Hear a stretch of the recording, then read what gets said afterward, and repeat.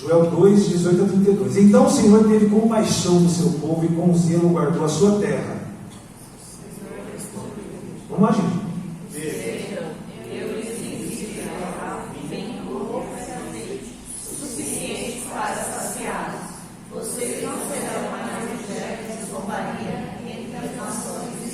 Agora vou ler o próximo. Expulsarei esses exércitos que vêm do norte e os enviarei para uma terra seca e desolada.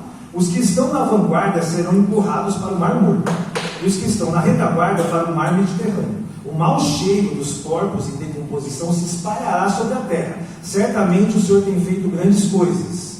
Não tema, ó terra, alegre-se e exulte, pois o Senhor tem feito grandes coisas. Não tenham medo, animais do campo, pois os pastos dos desertos ficarão verdes, as árvores voltarão a dar frutos, as figueiras e as videiras ficarão carregadas.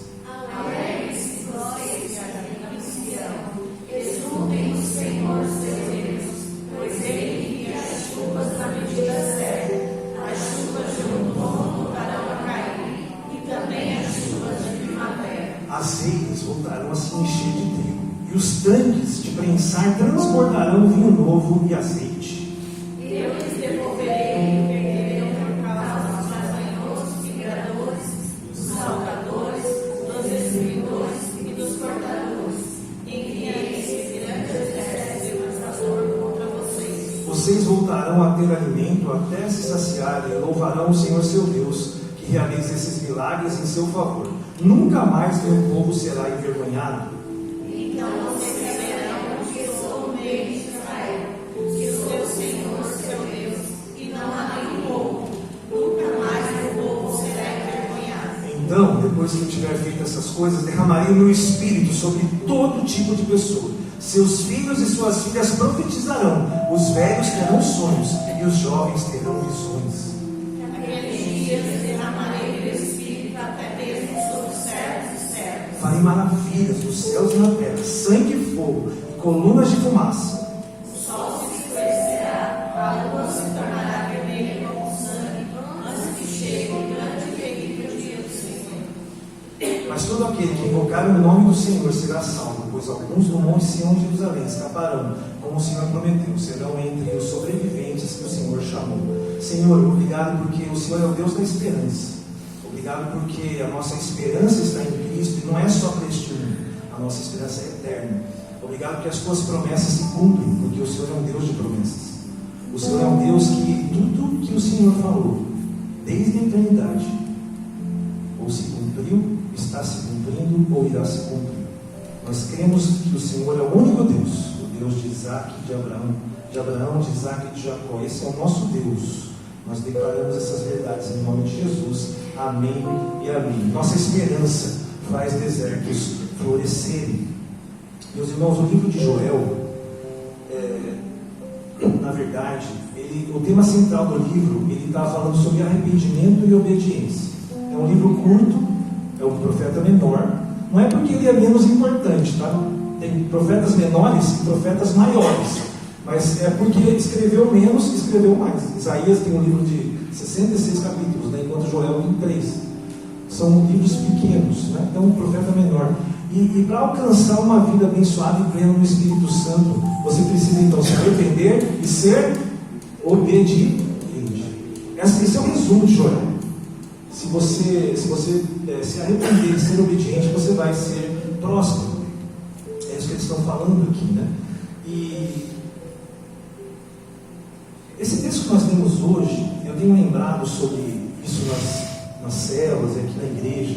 A palavra profética do Velho Testamento, a profecia, ela surge quando o profeta olha para algo que deveria estar segundo a vontade de Deus. Nós lemos o texto, né? A vontade de Deus é boa, perfeita e agradável. Você consegue ver isso hoje? Está tudo bom, perfeito e agradável? Não.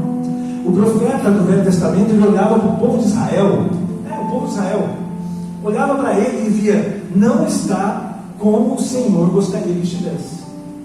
E daí ele vem com uma palavra, entendeu? Uma palavra contra isso.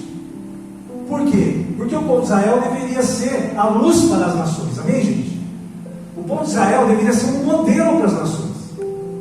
Eles foram a única nação que falava, existe apenas um Deus. E nós cremos nesse Deus, o Deus de Abraão, Isaac e Jacó. Nós somos uma sociedade judaico-cristã. Quando você crê que Jesus é Salvador da sua vida, Senhor da sua vida, Filho de Deus, você está declarando automaticamente que você é o filho da promessa feita para Abraão, amém? Você não é judeu, eu também não, mas nós somos herdeiros de Deus, amém?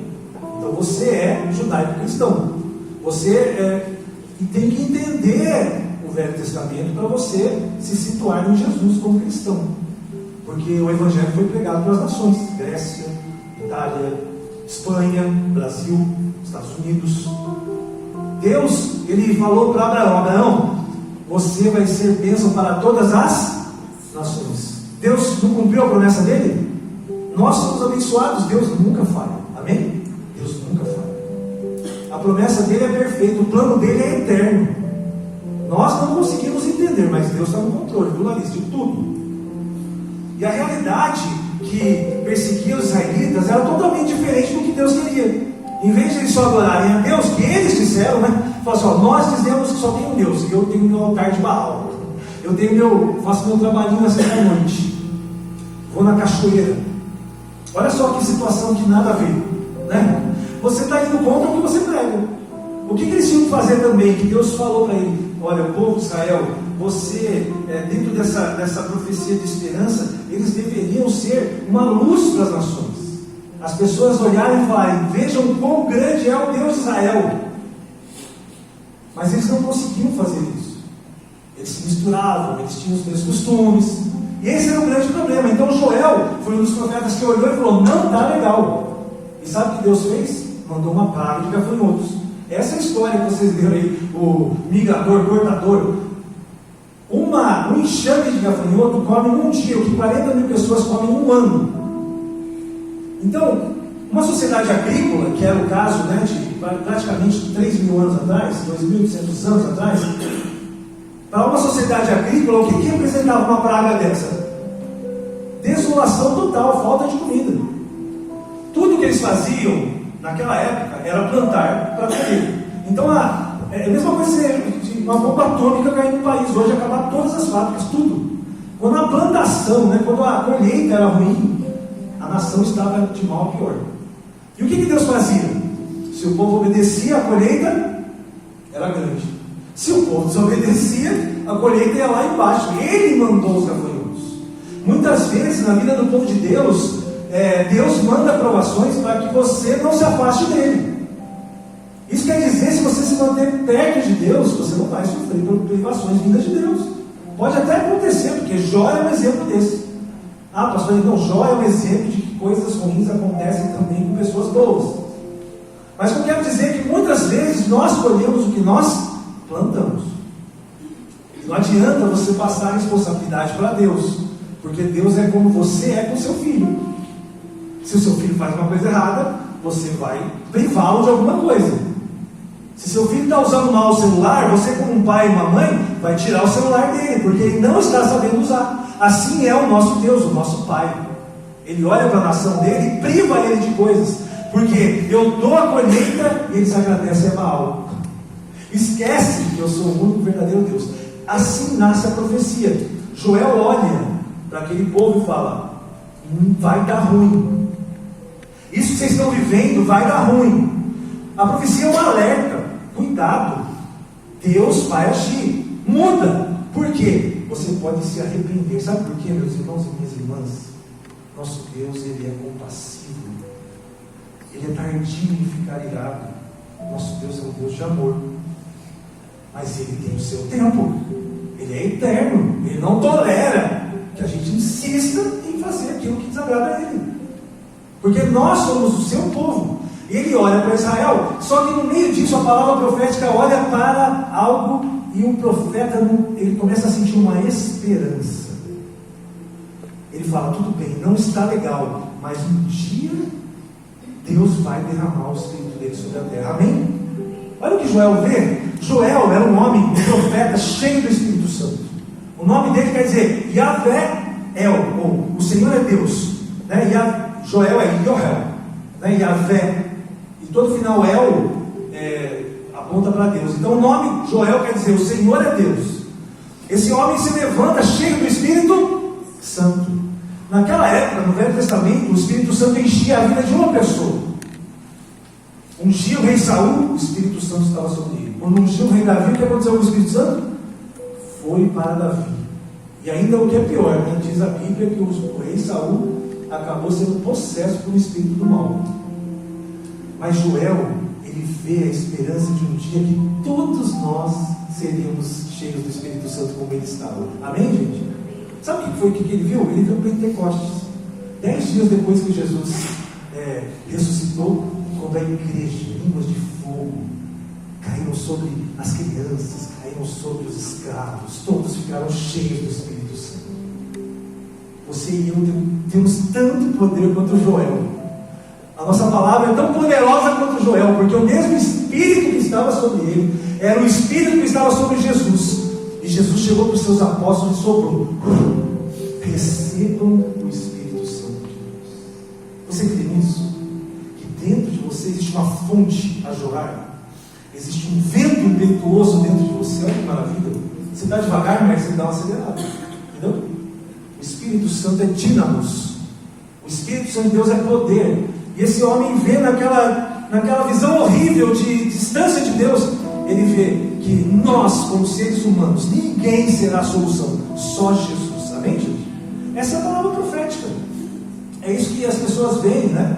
E Deus vê, e essa maravilhosa graça floresceu, e é uma certeza que Joel viu, e que o Espírito Santo agora muda toda a perspectiva espiritual dele, porque ele começa o texto dizendo que Deus vai fazer mudar, tem esperança. Amém, gente? Ele consegue ver na desgraça daquele povo que Deus vai mudar. Sabe por quê? Porque sempre há esperança no nome de Jesus. Sempre há esperança no nosso Deus, por mais que as coisas não estejam bem. Por isso que, nesse sentido, né, o tema do meu sermão de hoje é a nova perspectiva de eternamente. Às vezes você acha que está falando uma coisa nova, mas você já viu aquelas coisas que são de antigamente? Que é retrô, que as pessoas vão voltando a usar? Existe uma perspectiva, meu irmão, que ela é nova, mas ela é a perspectiva de Deus desde a eternidade. Ela é a nova perspectiva de eternamente. É algo que a gente nunca pode perder, que nós temos uma perspectiva positiva, ou às vezes negativa. É aquela história que o pessoal posta no Instagram, né? A expectativa é a realidade. Já viu aquelas fotos? Eu queria estar correndo 10 km, expectativa. Realidade, estou comendo cachorro quente de sexta-feira à noite. Né? A realidade é essa. Então, assim, existem essas duas realidades. Né? Existe a expectativa e existe a realidade. É assim no mundo espiritual também. O povo estava numa realidade, mas Joel viu uma expectativa. O que eu quero desafiar vocês nessa manhã, a saírem daqui, olhando as coisas com a perspectiva eterna de Deus. Amém? Isso vai mudar a sua vida. Não vai ser poliano não, né? Renato falou, você vai ser poliano, tudo é positivo. Não é isso que eu estou falando. Eu estou falando que você vai enfrentar as coisas e tentar enxergar o que Deus realmente quer fazer com tudo isso que a gente está vendo. A gente precisa chamar, né? Clamar a Deus para uma mudança de perspectiva na nossa geração. Você concorda e diz amém? Ou essa geração está com uma boa visão de mundo? Não está. Senão situações que a gente está vendo aí não estariam acontecendo. A perspectiva está totalmente fora. Os efeitos da pandemia, gente, essa virtualidade, ela pode ser considerada um fogo amigo. Não sei se você já ouviu falar de fogo amigo. Essa expressão, fogo amigo, ela surgiu na Guerra do Vietnã. Está vendo essa foto aqui? Não sei se dá para você ver, mas tem um avião soltando bomba. Em cima desse avião tem o quê? Dá para você ver? Uma sombra preta ali, dá para você ver ou não? Ó, tem um avião que está sobrevoando e jogando bomba. Em cima desse avião tem um desenho ali. O que é? É uma bomba. O que aconteceu? Naquela correria de todo mundo bombardear o Vietnã, tinha uns aviões que estavam assim, um em cima do outro, entendeu? Aí você solta a bomba aqui, e esse daqui solta também, cai onde? No seu próprio amigo, por isso que é fogo amigo, entendeu? Você está levando chumbo do cara que é do seu exército. E a virtualidade, ela acaba sendo meio que um fogo amigo. Ao mesmo tempo que a gente tem muita facilidade, ela está gerando uma geração antissocial. É uma verdade isso. Seu filho, se você tem um filho adolescente, ele passa mais tempo no quarto do que com a família. É uma realidade de todo mundo. Todo mundo. O quarto virou um universo. você tem que arrancar ele do quarto, não é? Não, agora vamos comer aqui na mesa. Não sai desse quarto. Por quê? Porque essa geração ela está se satisfazendo dentro do quarto. A virtualidade é um fogo amigo, ao mesmo tempo que ele acha que ele está se relacionando, ele não está. Ele não sai de lá. Tudo acontece no quarto. E os amigos se encontram no quarto também, cada um no seu quarto, e eles começam a jogar. Né? Fortnite. Fortnite é o jogo mais jogado hoje nessa geração. É um jogo de rede. Então você tem um relacionamento com as pessoas, mas ele é real? Não, fogo amigo. Está caindo, na verdade, uma bomba em cima desse garoto. Por quê? Porque nós precisamos ter relacionamento social. Eu fico muito feliz de ver, por exemplo, sabe, o Lucas Estevam com a Miranda, a gente junto na cela, sabe? A gente, ontem estava perguntando para o Randolfo, né? Ô Randolfo, como é que é o lugar lá do churrasco, lá na feira, onde você compra aí o Randolfo, não sei o nome, ele nunca sabe o nome. Aí eu fui tirando as fotos, né? Ele foi, esse aí, lá não é. Aí eu sentei, não é. Eu falei, agora eu vou comer. Mas era, né? Mas era. E eu sei que daí você estava comendo também. Na verdade, eu estava com a Josi, né? A gente está assim, gente, isso daí é necessário na vida das pessoas. Como é que eu vou comer uma macarronada se eu não for na casa da Mercy? Aquela macarronada. Existem várias macarronadas, mas a macarronada da Mercy só se eu for na casa dela. Tem uma, né? Tem umas coisas aí também, não, né? Aí com o Leandro, que a gente só sabe de lenda urbana. A costela é real. Esses meninos às vezes eles saem com pressa, não é porque eles têm compromisso, eles já deixam a costela assando. E se não correr, queima. E a costela, né, derrete, né, Leandro? É real. Mas, meus irmãos, se nós não tivermos essa convivência social, nós vamos sofrer. Por isso que os psicólogos estão agradecendo muita consulta. As crianças, pessoas que não deveriam, a gente está brincando. A gente brincava de bicicleta, quem já não brincou de mãe da rua? Sabe, da sua mãe, César, entra, já está tarde, sai da rua. Você está brincando com seus amigos. Hoje não existe mais isso, é uma geração solitária. E geração solitária é oficina do diabo. Mente vazia, oficina do diabo, aí vem as ideias. E ele não consegue lidar com isso. Então, na guerra do Vietnã aconteceu isso, né? Você queria resolver um problema, mas acerta todo mundo. E pessoas acabam se dando mal. A tecnologia, ela é um fogo amigo se você não cuidar na sua casa. Você precisa dar limites, você precisa cuidar disso. Você precisa ser essa pessoa, diferente de todas. Mas a virtualidade estão realmente fazendo isso com a gente. E os ídolos, né, da nossa geração são imensos. Nós, como povo de Deus, somos tão idólatras quanto os israelenses. Porque a gente tem os nossos ídolos, a gente tem as coisas que mudam, né? E dependendo da perspectiva, parece bom. Mas se você olhar pela perspectiva de Deus, você vai ver que não é tão bom assim, que é prejudicial. Por isso que a gente precisa tomar muito cuidado. Meus irmãos, olha só, semana passada mataram 40 bebês. Isso foi uma coisa triste que aconteceu. Um ato terrorista. Mas durante essa semana morreram quase 700 crianças palestinas. O que também não é nada bom, né? É bom? É justo? Ah, não, 40 por 700. Quer dizer, cada uma que morreu 10. É isso que é a justiça de Deus? Você acha que Deus está feliz com isso? É uma perspectiva, isso não é bom. O terrorismo é errado, mas o genocídio, as crianças também estão sofrendo. Não adianta você não vai ajudar uma criança, você vai olhar e falar assim, essa aqui é brasileira, essa aqui eu vou deixar morrer. Como assim? Você não vai levar as duas? Você vai deixar uma criança por causa da nacionalidade dela? Você vai deixar uma criança morrer? De jeito nenhum. De jeito nenhum. Só que essa geração, ela está sem empatia. Então você fala, não, mas que mais, gente? Não existe nenhuma justificativa de uma criança morrer, que ela é indefesa. Seja qual for a sua nacionalidade. Sabe o que é isso, gente? Isso é uma questão, é uma imagem que a gente deturpa. Eu vou colocar uma imagem aqui, espero que dê certo. Se você ver essa imagem aqui, que é uma imagem muito conhecida, o que você está vendo? Você está vendo uma moça ou você está vendo uma senhora idosa? Já viu essa imagem? Essa imagem é interessante. Dependendo do jeito que você olha, você vai ver uma velha. Mas dependendo do jeito que você olha, você vê uma moça. É muito interessante isso, né? É uma perspectiva. Uma perspectiva. Alguém já viu a velha aqui ou não? Você viu os dois? Dá aquele negócio, né? Ó, essa imagem acontece também com isso daqui, ó. Se você olhar para essa imagem do lado aqui, tem gente que vai ver um vaso, é um candelabro. E tem gente que consegue ver outra coisa aqui, não é? Mas é uma perspectiva. Para você ver os dois rostos, você precisa esquecer o candelabro. A gente tem que mudar a perspectiva. Deixa eu explicar aqui, né, para quem não viu, né? Inclusive chama assim, ó, só para nada a ver. A minha sogra está aqui, mas chama minha esposa e minha sogra. Mas isso aqui é um nome não foi eu que criei, isso aqui foi um nome em inglês. My Life and My Mother-in-Law. Então, se você considerar que a orelha da moça é o olho, vira velho.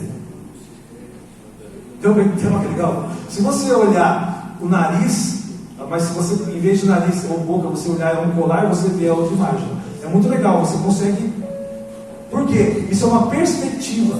O ser humano, nós temos duas perspectivas. Se você olhar a perspectiva de Israel, é uma perspectiva da Palestina totalmente diferente. Tudo vai ter uma perspectiva, meus irmãos. Tudo vai partir desse momento, né? E hoje, mais do que nunca, nós precisamos de uma nova perspectiva de vida. A perspectiva eterna de Deus. É o que nós precisamos. Joel, ele conseguiu ver o derramamento do Espírito sobre a igreja, mesmo num povo idólatra. Joel conseguiu ver os filhos profetizando, nós sonhando, mesmo numa geração perdida. O meu desafio é que a gente comece a olhar para o que está acontecendo hoje na nossa nação e a gente comece a ter a mesma esperança, porque nós sabemos que Jesus está voltando. Amém? Não é uma forma diferente de você enxergar todas as tragédias. É você entender que o plano maior está prestes a ser concluído. Meus irmãos e minhas irmãs, Jesus está à porta.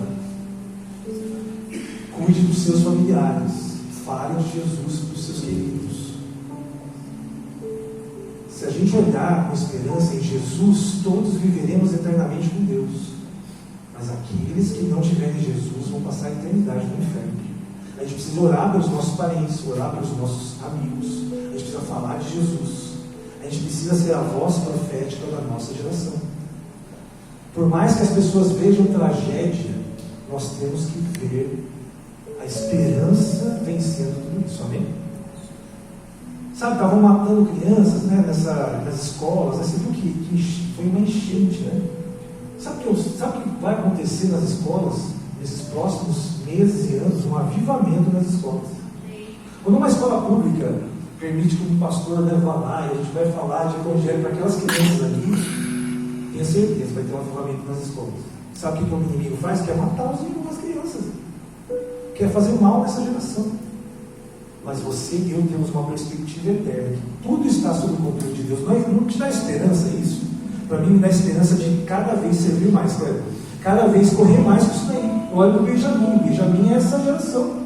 Você já parou para pensar que de repente não vai passar da geração do Benjamin antes de que Jesus vai voltar na geração dele? Eu, como pastor, como estudioso da Bíblia, pelo que eu tenho sentido nessa geração, eu vou dizer, mas não teremos século 22, na minha concepção. Pode ser que eu esteja, pelo menos que eu vou morrer antes. Porque o século 22 é daqui a 70 anos. São 7 gerações. Essa geração, essa terra, essa humanidade não aguenta 7 gerações. Amém, gente? Não aguenta. A maldade já está perto de Deus faz tempo. Onde já se viu 2 bilhões de crianças no mundo? 1 bilhão sofre maltratos. Que geração é essa? Que humanidade é essa? Não estou falando aqui de nação, nem de terrorista, não. Estou falando de mundo.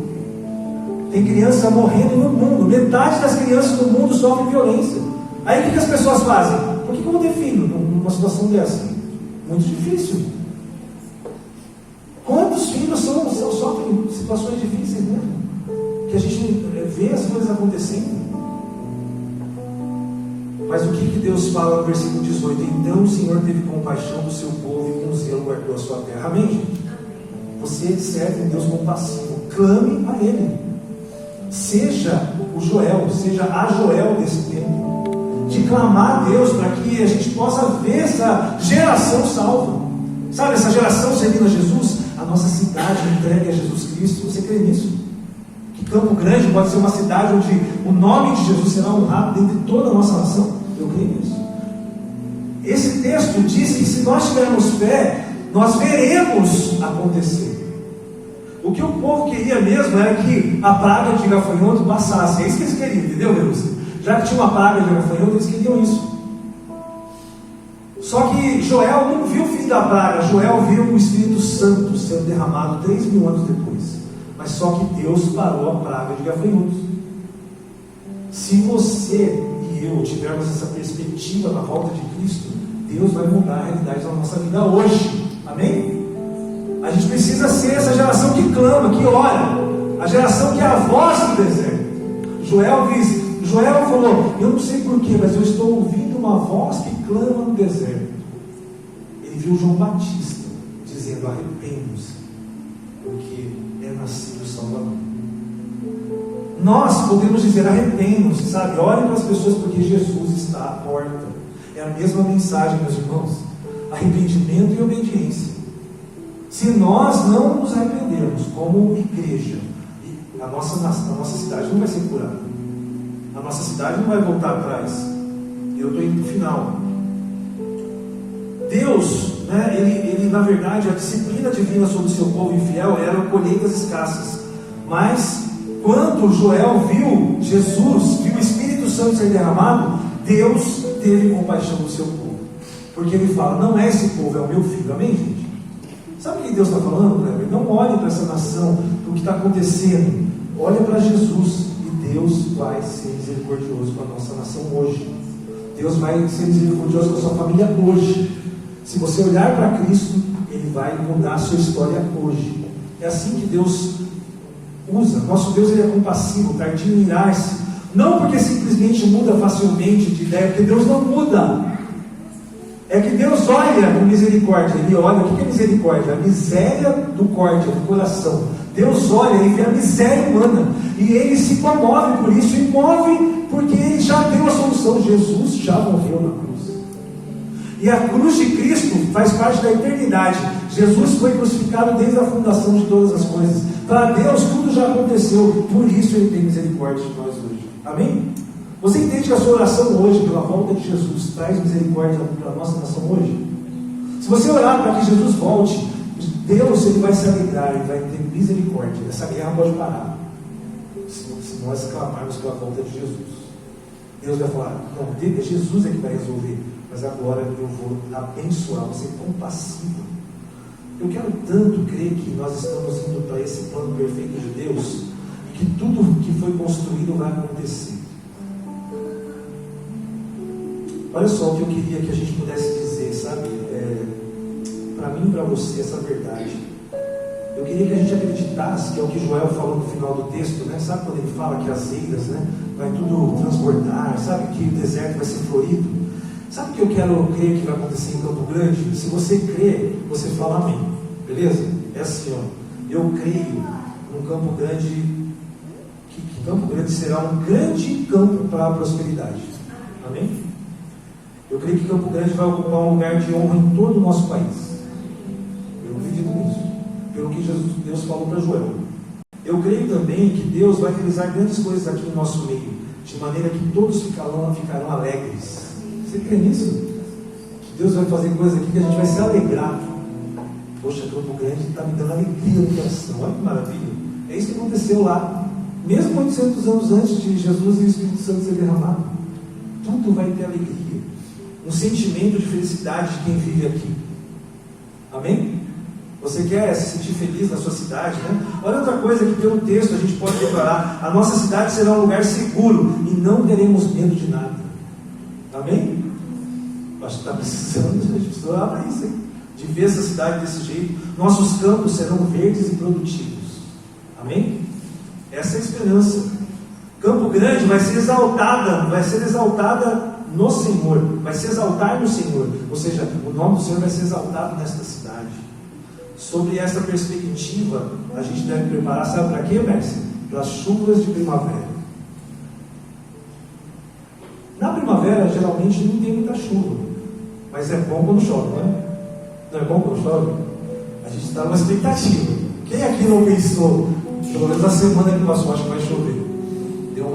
E aquele dia que amanheceu frio do nada, né? O pessoal ia para a cachoeira e não conseguiu, porque estava muito fria a água. Do nada. Mas choveu? Não. Está todo mundo assim olhando para o céu.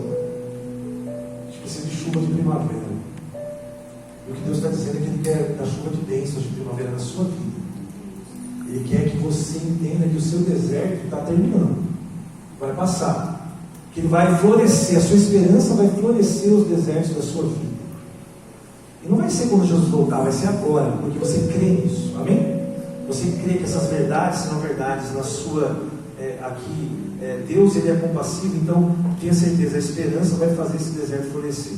E é nesse tempo que se chama hoje. Fique de pé, você tem esperança de que nesse tempo que se chama hoje, o Senhor está levantando uma voz profética, somos eu e você, a voz profética de Jesus está às portas, e que essa bênção eterna para toda a humanidade, mesmo que aconteça para a próxima geração, vai ter reflexos, porque essa é a perspectiva que Deus quer que o povo dele tenha, que a solução está em Cristo e não em nós. A solução dos conflitos nessa terra não está na ONU, está em Jesus. Quando a gente olha para Jesus, sabe o que a gente vê no Apocalipse? O leão pastando junto com o cordeiro. Paz. Uma paz que excede. Se você olhar Jerusalém, fala que não vai mais haver choro. Claro que vai haver choro agora, mas se a gente olha para Jesus, se a gente olha para Ele nas nuvens, é um momento que não vai ter mais luto. Amém? Quando a gente olha para isso, a gente contempla isso com esperança, começa a acontecer essas verdades hoje, na minha e na sua vida. É isso que Joel falou para o povo: apesar de vocês, e apesar dessa solução estar longe, Deus vai fazer agora, porque Ele te ama, porque Ele é compassivo, porque Ele é tardio em irar-se. A palavra profética de Joel está sobre nós hoje, e nós somos essa geração que aponta para Jesus. Você que aponta para Jesus e crê nisso, levanta as suas mãos. Você que crê que Jesus está às portas, mas que Deus vai agir agora na sua família, estenda suas mãos para o alto e declare: Senhor Deus, nós cremos que hoje o Senhor pode transformar, pode falar junto, que o Senhor vai transformar a nossa cidade, a nossa realidade. Muda a minha forma de enxergar as coisas. Eu quero ver como o Senhor quer que eu enxergue. Deus, em nome de Jesus, essa geração, a nossa geração,